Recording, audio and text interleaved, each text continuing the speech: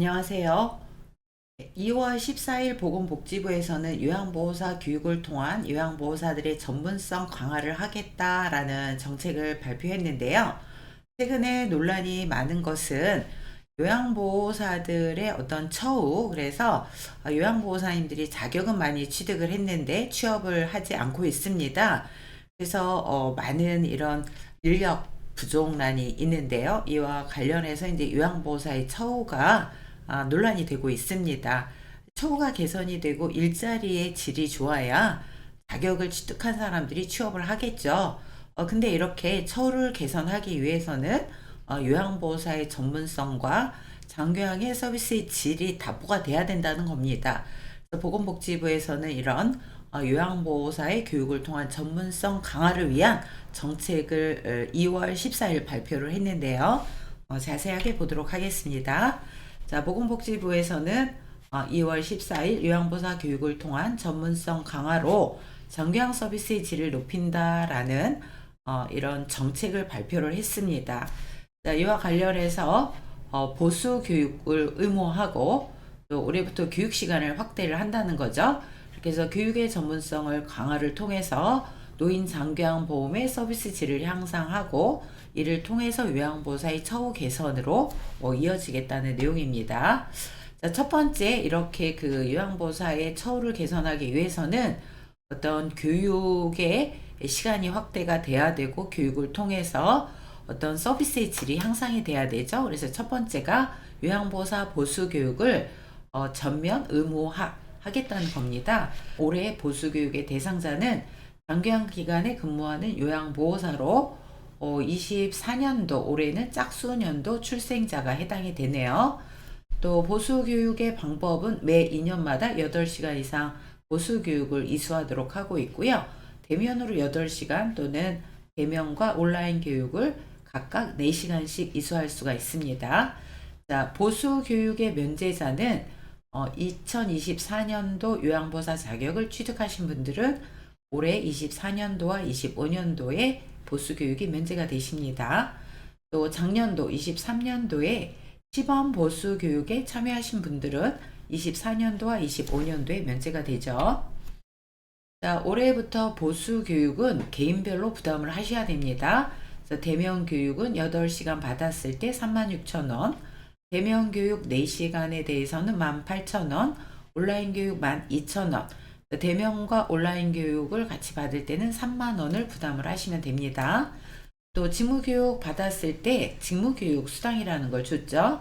그래서 올해도 방문 요양과 방문 목욕의 요양보호사님들은 보수교육을 받으시게 되면 보수교육 급여 비용을 받으시게 되는데요. 2022년도까지는 월 60시간 일하는 요양보호사만 해당이 됐다 그러면 올해는 가족 요양사들도 다 해당이 됩니다. 대면 교육 8시간 받았을 때는 95,000원, 2년마다 한 번 받을 수가 있죠. 대면 교육 4시간 받았을 때는 47,500원을 받으실 수가 있고요. 온라인 교육을 받게 되면 급여 비용이 없습니다. 자, 두 번째는 요양보호사 양성 교육 시간을 확대를 한다는 건데요. 교육 시간의 확대는 전문성 강화, 또한 서비스의 질 향상과 관련된 아주 밀접한 이런 사항이고요. 이를 통해서 요양보호사의 처우를 개선을 할 수가 있다는 겁니다. 자, 요양보호사 양성교육 시간은 올해 240시간에서 320시간으로 확대가 되죠. 그래서 올해는 치매 노인 관리에 대한 시간이라든가 노인 학대 예방 등 인권 보호, 또 특히 뭐 재가나 시설에서의 상황별 요양보호를 어떻게 할 것인지에 대한 실기 교육 이런 것들이 시간이 확대가 됐고요. 특히 그동안 굉장히 취득하기 어려웠던 치매 전문 요양보호사를 자연적으로 취득을 할 수 있다는 겁니다.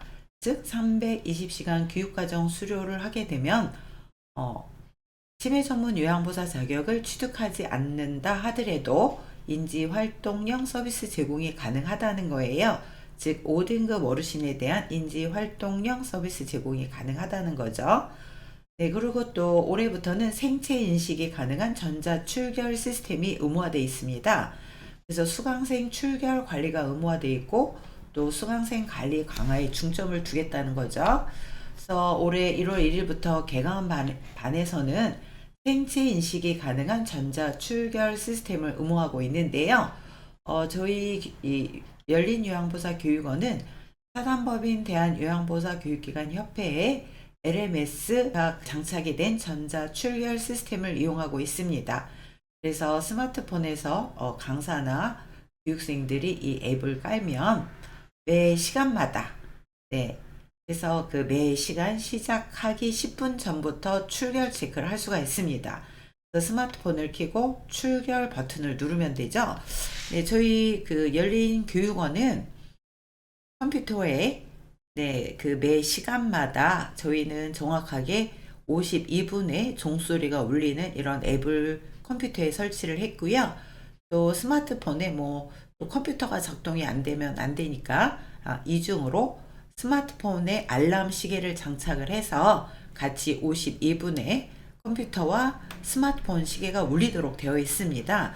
자, 이렇게 그 출결을 전자 출결을 하게 되면 저희가 처음에는 굉장히 많이 걱정을 많이 했는데요. 막상 해보니까 너무 편리하고 또 정확하게 50분 수업하고 10분을 쉴 수 있는 장점이 있습니다. 그리고 학생들이 수업 시간 이제 끝날 무렵에 졸고 있다 이럴 때 종소리가 땡땡 울리면 또 퍼드득 잠을 깨고 그 다음에 출결 앱을 누르고 잠시 쉰 다음에 또 이렇게 새로운 마음을 가지고 그 다음 시간에 임할 수가 있죠. 그래서 학생들의 어떤 쉬는 권리가 정확하게 10분씩 보장이 되고 강사님들도 이에 맞춰서 수업을 진행을 할 수 있다는 게 장점입니다. 반면에 단점은 뭐가 있냐면 매달 비용이 들어갑니다. 이 LMS를 장착한 출결 앱을 이용하기 위해서는 매달 한 10만 원에서 11만 원 정도의 비용을 이거를 지출을 해야 되는 단점은 있지만 어쨌든 출결을 원칙적으로 할 수 있다는 장점이 있고 또 교강사의 어떤 50분 수업하고 10분 쉬는 형태의 정확하게 이렇게 이 학생들의 그 휴게 시간을 보장할 수 있다는 이런 것도 장점인 것 같고요. 또 뭔가 종소리가 울리니까 학교 같은 느낌, 이런 것들이 또 장점인 것 같습니다. 자, 그 다음에 또 시험 방식이 작년까지는 컴퓨터 시험과 지필형 시험이 병행이 됐는데 올해부터는 컴퓨터로 치르는 시험으로 전면 전환이 됐습니다. 그래서 저희 학원 같은 경우에는 별도로 평생교육원에 컴퓨터 25대를 마련을 해서 시험 보기 전에 컴퓨터 연습을 좀 이렇게 하실 수 있도록 저희가 지도를 하고 있는데요. 컴퓨터를 한 번도 안 써보신 분들도 걱정을 안 하셔도 돼요. 왜냐하면 마우스 잡는 연습 이거 한 30분에서 1시간이면 충분히 하실 수가 있고요. 문제는 이제 시험을 얼마나 잘 보시느냐가 관건이죠. 그래서 특히 이 컴퓨터로 올해는 치르는 시험으로 100% 전환이 됐다는 거. 그 다음에 수강료가 변경이 됐습니다. 그래서 70에서 100만 원으로 수강료가 변경이 됐죠. 네, 그래서 올해 같은 경우에는 국민내일비움 카드가 굉장히 그 큰 변경이 있어서 90%를 선자비 부담을 하게 돼 있고요. 그러다 보니까 최소 저희 같은 경우 72만 원을 선자부담을 하고 있는데요. 또 교육비가 100만 원인 경우에는 90만 원을 부담을 해야 되죠. 네, 이렇게 해서 먼저 교육비를 부담을 하고 수료 후 6개월 이내 또 취업 후 6개월 이상 고용 유지를 하게 되면 선자비 부담한 거를 100% 환급을 하겠다는 정책입니다. 네, 여기에는 요양보호 선생님들이 자격증만 취득하고 너무 취업을 하지 않아서 뭔가 꼭 취업을 하실 분들만 지원을 하겠다라는 이런 의도가 담겨 있죠. 또 재직자는 수료 후 1년 이내 취업을 할 수 있도록 좀 더 완화가 되어 있습니다. 자, 그래서 서민들, 중장년층들이 이 과정에 많이 들어오시는데 선자비 부담 90%가 상당히 많이 부담이 되고 있죠. 그래서 국민내일비용 카드는 농협과 신한카드를 선택을 하실 수가 있으신데요. 체크카드는 바로 발급이 되는데요. 그 대신에 체크카드로 발급을 받으시면 90%를 한꺼번에 내셔야 되기 때문에 부담이 되십니다. 또 반면에 그 신용카드를 국민내일비용카드로 발급받으실 수가 있는데요.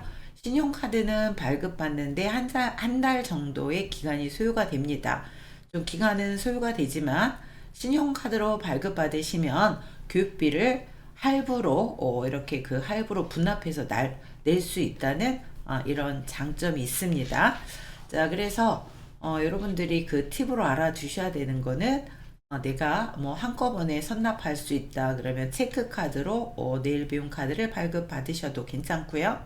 나는 이게 부담이 된다 그러면 조금 미리미리 이 국민내일비용 카드를 신용카드로 발급을 받으시고 네, 그 다음에 분납을 해서 내실 수 있다라는 걸 말씀을 드립니다. 자, 국민내일비용카드가 올해 이렇게 그 많이 변경이 돼 있죠. 작년까지는 45%가 자부담이었는데 올해는 뭐 90% 자부담으로 변경이 된 원인에는 2021년부터 2023년 말까지 보면 거의 278만 1000명이 자격증을 땄는데요. 현재 현장에서 일하는 요양보호사님들은 23.4%인 65만 명만 일을 하고 있고 실제 현장에는 이렇게 자격증 소지자는 많은데 실제 일하실 분들이 없어서 구인난에 굉장히 허덕이고 있다는 겁니다. 그래서 올해부터가 굉장히 과도기인데요.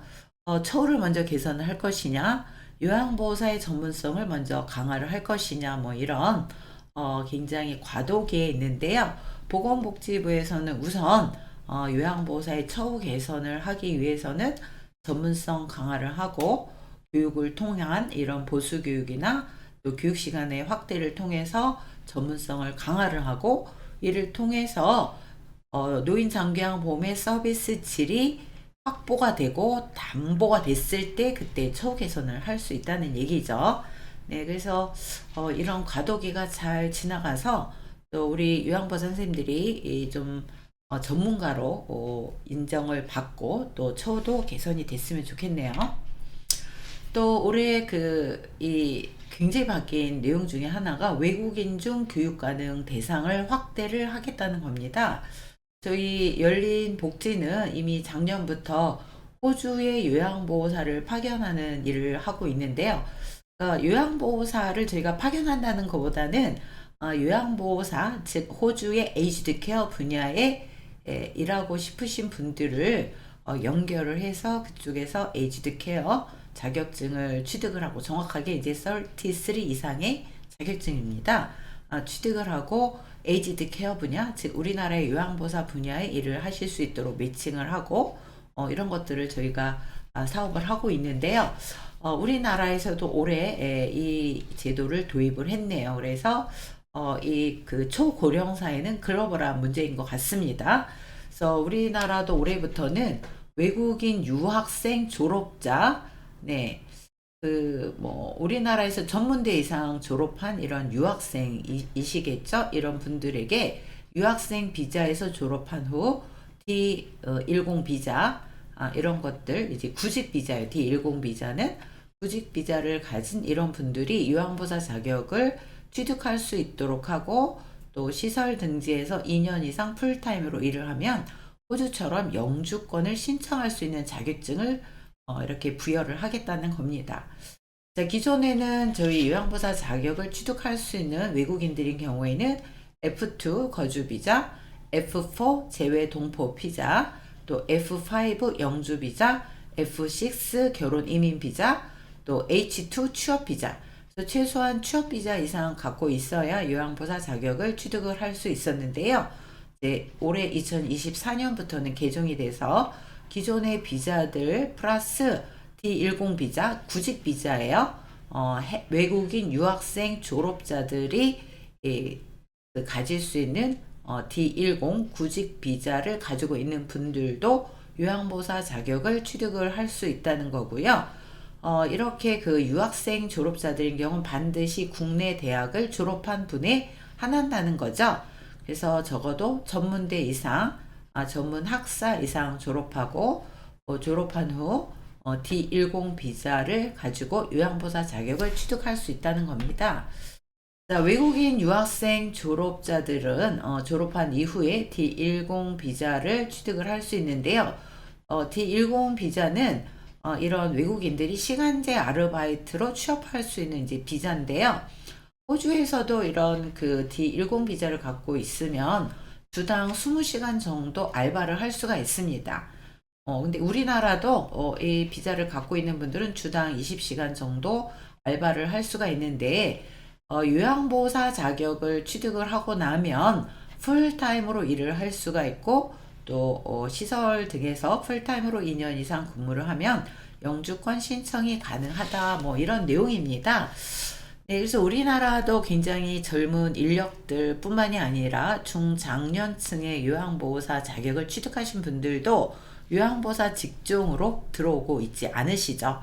아까 통계를 본 것처럼 한 23% 정도가 취업을 하고 계시고요. 나머지들은 다 장롱 면허라는 겁니다.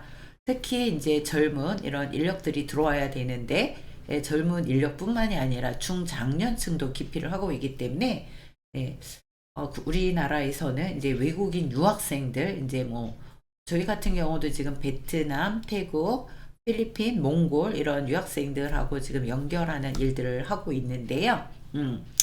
지금 이런 젊은 인력들이 이제 유학을 하고, 그 다음에 전문대 이상 졸업한 후 D10 비자를 갖고 있으면 요양보호사 자격을 취득을 하고, 그 다음에 풀타임으로 뭐 이렇게 일을 하면 또 우리나라의 영주권을 신청할 수 있는 뭐 이런 조건이 될 수 있다. 그래서 앞으로는 지금 이제 굉장히 과도기인데요. 우리 그 시설에서 일하는 요양보호사님들을 아마 이런 외국인들하고도 같이 일을 해야 되는 뭐 이런 환경이 될 수도 있을 것 같고요. 그래서 이제 정말 이 초고령사에서 글로벌한 이런 요양 이런 것들이 진행이 되고 있다라고 말씀을 드리고 싶고요. 그래서 저도 이제 영어 공부도 하고 뭐 베트남 공부도 하고 뭐 태국 공부도 하고 뭐 몽골어도 조금 어느 정도 익혀야 되지 않을까라고 생각을 합니다. 근데 가능하면 저는 이런 외국 인력들보다는 우리나라 분들이 좀 더 많이 일을 하시고, 또 제가 늙었을 때 외국인들보다는 그래도 국내 요양보호사님들한테 이렇게 케어를 받는 것을 선호를 할 것 같습니다. 그럼에도 불구하고 뭐 요양보호사 직종을 우리나라 사람들이 기피를 하고 있기 때문에, 또 외국에서라도 젊은 인력들이 들어와서 뭐 우리나라 지방대학들 모집이 힘들죠. 그래서 지방대학에서 공부를 하고 또 전문대학 이상에서 공부를 하고, 그 다음에 또 이런 구직 비자를 갖고 요양보호사 자격을 취득을 하고, 또 이런 인력들이 좀 더 좋은 인력들, 안정적으로 계속 일할 수 있는 인력들이 유입이 됐으면 좋겠다라는 생각이 듭니다. 자, 여러분 어쨌든 요양보호사 이 양성 과정이 올해 굉장히 많이 바뀌는데요. 올해 우리 잘 적응을 해서 좀 더 발전하고 성장하는 장교양보 우리 요양보호사님들이 됐으면 좋겠습니다.